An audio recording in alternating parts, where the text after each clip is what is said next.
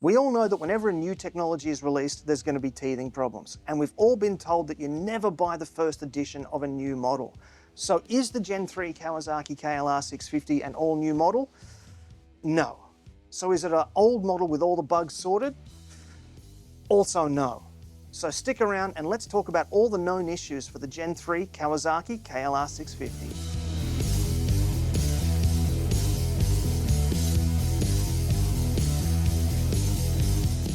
Hi there and welcome to another Adventure Bikes Australia video. My name is Ben and I'm not an expert motorcycle rider or motorcycle mechanic in any way whatsoever.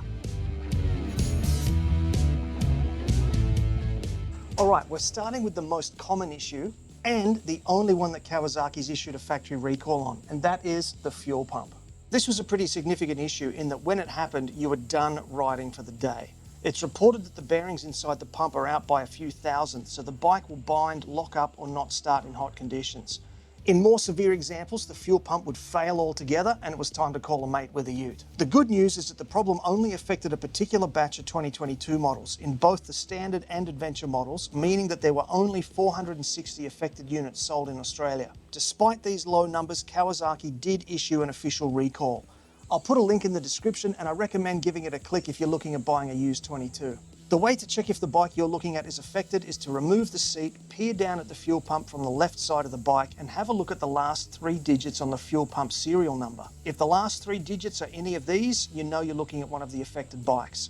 If not, it was either never affected or has already had the fuel pump replaced. Now this sounds pretty bad, but a fuel pump is basically a bolt-on repair, so it's quick and easy and your bike won't be in bits for months while you're waiting for the parts to come in and trying desperately to remember how to put it all back together. The next issue to discuss is the head bearings, commonly appearing in Google as the steering head problem. This seems to have only affected a small handful of 2023 models, and you'll know it if you ride it. The reports are that the steering head feels like it's binding at low speed. The consensus seems to be that the steering stem has been done up too tight at some point during assembly, but it's also possible that there just hasn't been enough grease put into the bearing. The recommendations on Facebook and Reddit seem to suggest backing off the tension on the nut by a 1/8 turn. My recommendation is to take it to a dealership as the bearing itself could be wrecked and it could be covered under warranty. Now, various people have reported this to Kawasaki as a safety issue, but there's been no official recall as yet. I haven't had either the fuel pump problem or the steering head problem on my 2023, but I think that's because it's green and green is clearly the best color. Now, one issue that I have had with my bike, and it's far more widely discussed than the 2 issues discussed earlier, is the tendency of the KLR to develop a bit of a wobble at highway speeds. It's not a death wobble. I'd be surprised if a KLR could even go fast enough for that, but more of a shaking of the handlebars, like you have to really wrestle the handlebars to make the bike go in a straight line. It is particularly prevalent when there's a crosswind. Some people swear it's tyre choice, though I've had this problem with the original K750s and now with the Pirelli MT21 as well. Others are sure it's the ridiculously oversized front mudguard that Kawi decided to put on the Gen 3. This idea actually has some strength to it, as I could easily imagine the wind coming through, picking up the front fender and shaking the front end around. Others still have blamed the forks, claiming that the tendency of traditional forks to bend and flex is the true cause. Again, this idea has legs. Recently, I put a fork brace on mine and I'm happy to report that this seems to have fixed the problem for me. And it's cheap too, which is even better. Now, while I may not have had the official fuel pump issue, I have had some issues with fueling. This may turn out to be fuel pump related because I have issues with the fueling when the bike is cold. You'll know that the KLR engine has been around in basically the same form since 1987. However, it only got EFI with the introduction of the 22 model. Carbureted bikes with chokes need to be warmed up after starting before you can ride away. EFI should eliminate this. However, this is not the case with my bike. If I don't give my KLR at least 90 seconds to warm up, it stumbles and stutters like it's running out of fuel.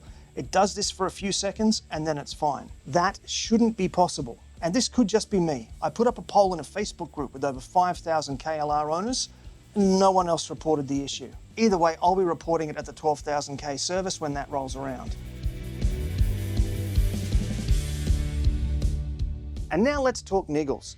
My first niggle comes by way of the fuel gauge. It is ridiculously bad. The warnings start flashing when I still have a full third of a tank left. In theory, that's 120 kilometers worth of fuel. It's essentially creating false fuel anxiety. And I have enough anxieties of my own without adding any fake ones. I mean, it's bad enough that they took away the tacho, but to replace it with a dodgy fuel gauge is just insulting. Now, I did say in theory regarding the remaining fuel range because my KLR seems to have a lot worse fuel economy than others in the KLR forums. Others are claiming an average of 4.3 litres per 100, but I'm averaging 5.9 litres per 100.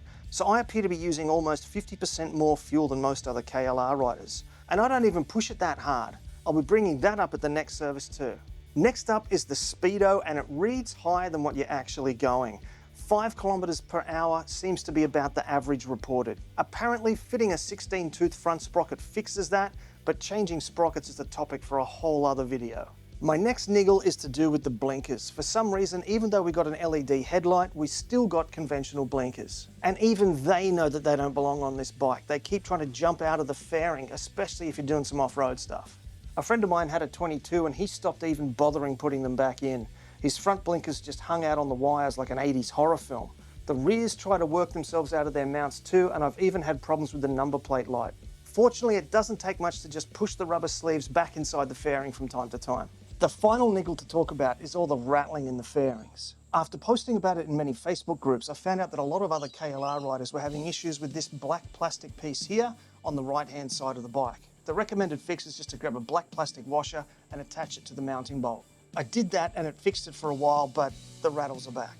I cannot work out where it's coming from. If I touch the windshield, it stops. So that means the rattle is in the windshield mounting, right? Not quite. If I touch the fairing down here, the rattling also stops. So I'm fresh out of ideas. If you got any, put them in the comments below because I need the help.